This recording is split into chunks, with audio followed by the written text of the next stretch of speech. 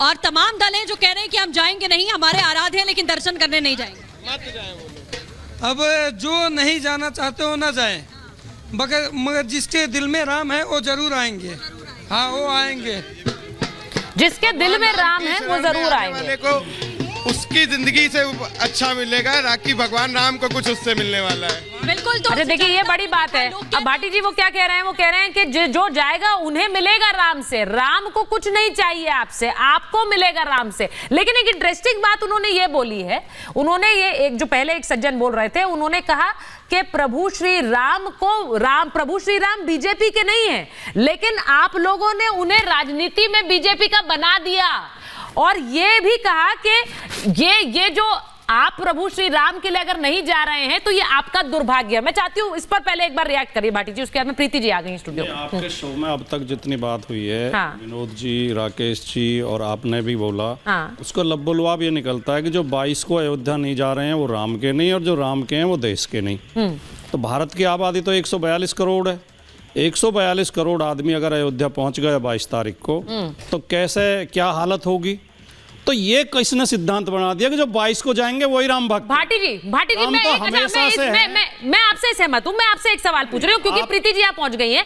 एक व्यक्ति मुझे ऐसे बता दीजिए, राजनीतिक दल के नेता को छोड़कर, क्योंकि ये प्रतिस्पर्धा हो गई है बीजेपी और बाकी राजनीतिक दलों में जैसा आप बता रहे, लेकिन अगर एक राजनीतिक दल को छोड़कर किसी और व्यक्ति को बता दें जिन्हें निमंत्रण मिला है प्रीति जी, और वो ना जाए 22 तारीख को, वो सौभाग्य समझ रहे हैं इसे कि 22 तारीख को उन्हें निमंत्रण मिल जाए। जी मैं आपके शो में आधा घंटा लेट आई हूँ। ग्रेटर नोएडा से लेके आपके शो तक, आपके चैनल तक बहुत जगह छोटी छोटी झांकियां निकाली जा रही हैं, बहुत जगह सत्संग हो रहे हैं, बहुत सारी चीजें ऐसी हो रही हैं जो 22 तारीख के प्राण प्रतिष्ठा को लेकर हो रही हैं। तो बात तो वही है कि जिसके अंदर दिल में राम है, जरूरी नहीं कि आप 22 तारीख को अयोध्या जाएं।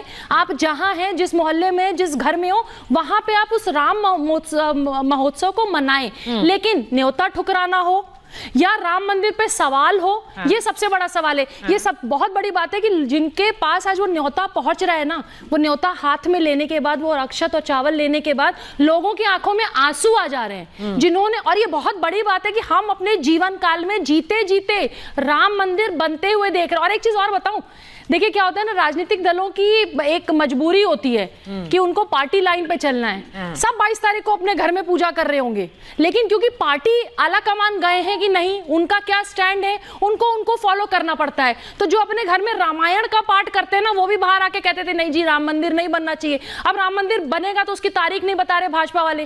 भाई सबसे बड़ी बात, अब तो राम मंदिर बन गया ना, और राम मंदिर है, राम जी भगवान भाजपा, बजरंग दल, विश्व हिंदू परिषद, RSS के नहीं है, वो तो पूरे विश्व के हैं। आप किस तरीके से उनको देखते हैं ये आपके ऊपर है, आपके आला कमान किस तरीके से देखते हैं ये आपके ऊपर है। अब मैं एक चीज राकेश जी आपके पास आ रही हूं। ये जो बात उन्होंने बोली, उन्होंने कहा कि जिस तरह से विपक्ष ने, उन्होंने सीधे कहा एक सज्जन ने कि विपक्ष ने राम को बीजेपी का बना दिया है, बोल बोल कर बना दिया है। आपको लगता है जिस तरह से भगवान राम से दूरी बना दी, आप ही को दे दिए, आप ही के हो गए, सबके हैं? ये सुचरिता, इस देश में दो ऐसे नेता हैं जिनके सपने में भगवान आते हैं। एक उत्तर प्रदेश के पूर्व मुख्यमंत्री अखिलेश यादव है, जिनके सपने में भगवान कृष्ण आते हैं, और दूसरे इनके ही समधी परिवार के नेता तेज प्रताप यादव, जिनके सपने में भगवान राम आए थे। ये इतनी गहरी नींद में सोए हुए, इनको जगाइए थोड़ा। ये इतने गहरी नींद में सोते हैं, रोज सपने देखते हैं। अरे जाकर के जागरण होकर के देखिए आज समाज का वातावरण कैसा है।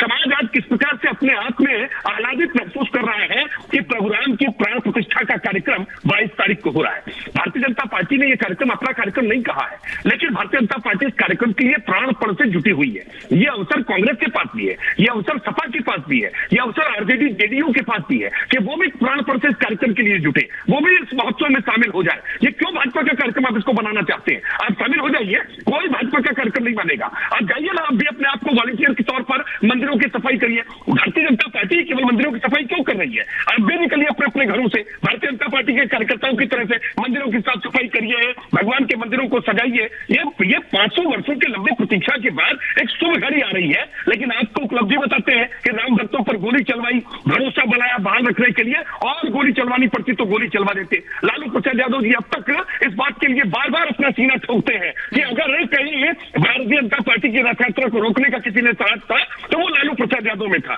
सच ये है कि आपने अपने आप को खुद रामद्रोही घोषित किया।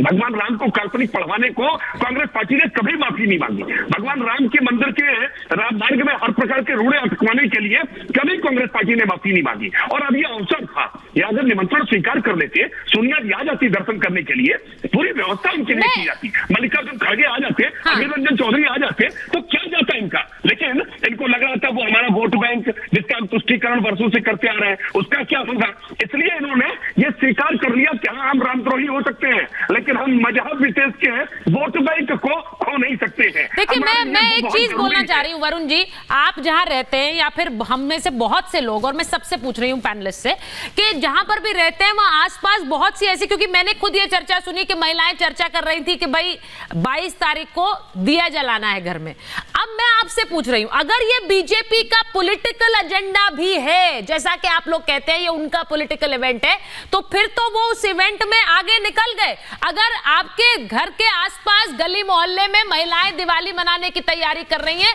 तो वो उस पॉलिटिकल एजेंडे में जीत गए। वरुण जी, सुचारिता जी ये ऐसे बिहेव कर रहे हैं जैसे एक लॉज ऑफ पेटेंट आया ग्लोबलाइजेशन के बाद। खेजड़ी होती है राजस्थान में पेटेंट कर रहा है अमेरिका, ये तो भगवान राम को पेटेंट करने का प्रयास कर रहे हैं। देखिए 400 पार अगर भगवान की, मैंने पहले भी क्या कर पाती थी, पूरी 543 क्यों नहीं आएंगे। अरे भाई इनकी तो इतनी सीटें आ रही हैं कि नए पार्लियामेंट के भवन से लेके लक्षद्वीप तक जाके इनकी सीटें आ रही है, गिरे जा रही है समुद्र में, इतनी हजारों सीटें आ रही है। देखिए अभी इन्होंने कहा भगवान राम के आप सब मंदिरों का सफाई करिए। अरे भाई 10 साल याद नहीं आई आपको कि मंदिरों की सफाई, और आप ही करते हो सारे मंदिरों की पूजा। अब तक मंदिरों में पूजा पाठ होता ही नहीं है, कोई भगवान के कार्यक्रम, धार्मिक कार्यक्रम होते नहीं है। जिस प्रकार से प्रेजेंटेशन कर रहे हैं ना, ये पूरा देश समझ रहा है, पूरा देश समझ रहा है, मैं आपको बता रहा हूं। और ये किस प्रकार से इसका राजनीतिकरण कर रहे हैं सबको पता है।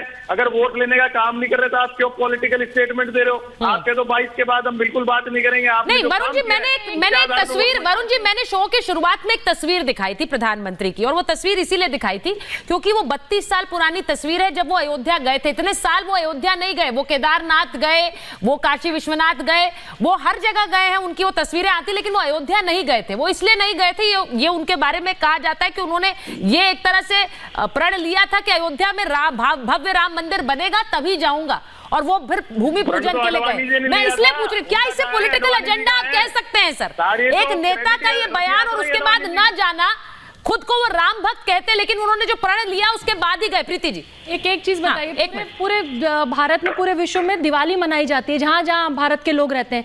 दिवाली इसलिए मनाते हैं क्योंकि 14 साल बाद वनवास पूरा करके श्री राम आए थे, तो हम दिवाली मनाते हैं। लेकिन जब एक्चुअली राम जी का घर, महल, मंदिर, आप उसको जैसे भी देखना चाहते हैं, अगर वो बन रहा है तो दिया भी जलाने से कुछ लोगों को परहेज है। और एक चीज और, ये तो सवाल पूछना ही बहुत बेतुका है, जिन्होंने वकीलों की फौज लगाई हो सिर्फ इस बात के लिए कि राम काल्पनिक हैं, वो किस मुंह से अयोध्या जाएंगे? पब्लिक हंसेगी उनके ऊपर। और वैसे तो इस चुनाव में उन्होंने खुद ही सुसाइड कर लिया, न्योता को अस्वीकार करके। न्योता को अस्वीकार करना कांग्रेस का सुसाइडल अटेम्प्ट साबित होगा। सुसाइडल अटेम्प्ट साबित होगा। मैं